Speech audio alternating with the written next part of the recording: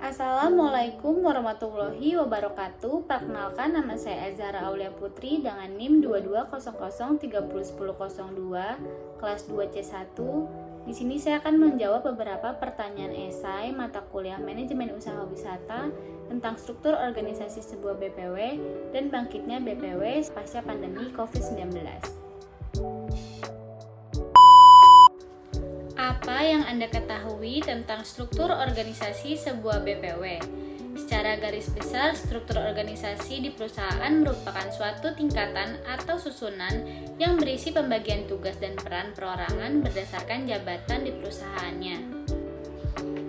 Coba Anda gambarkan sebuah struktur organisasi sesuai dengan apa yang Anda ketahui. Ini merupakan struktur organisasi yang saya buat berdasarkan pengetahuan saya tentang BPW. Selanjutnya, saya akan menjelaskan tugas masing-masing bagian dari struktur organisasi yang saya gambarkan.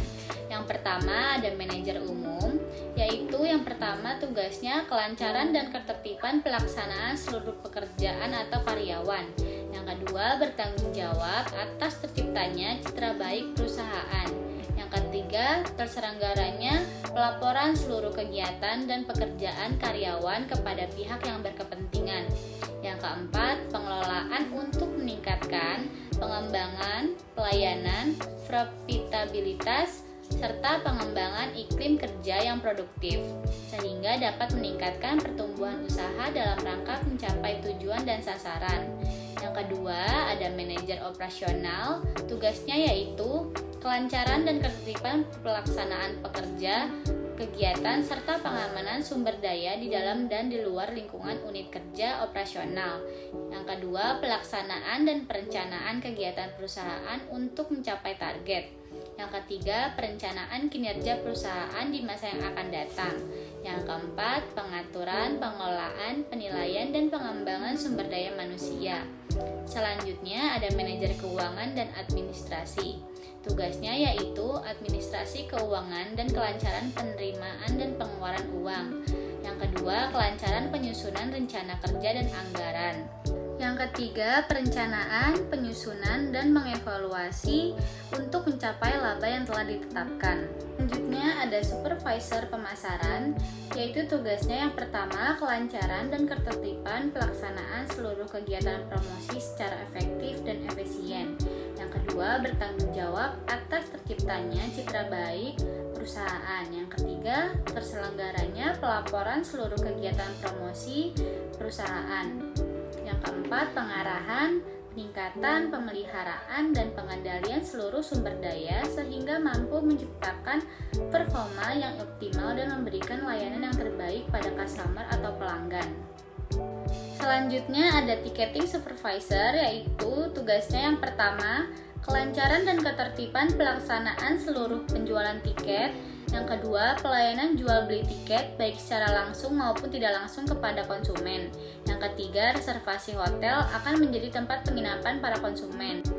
Selanjutnya ada supervisor perjalanan dan hotel, tugasnya yaitu yang pertama, kelancaran dan ketertiban pelaksanaan seluruh perjalanan tur yang dilaksanakan sebagai kegiatan perusahaan yang dimiliki oleh perusahaan. Yang kedua, rekomendasi hotel, tempat penginapan, dan berbagai tempat peristirahatan. Yang ketiga, merekomendasikan berbagai tempat pariwisata dalam negeri maupun luar negeri.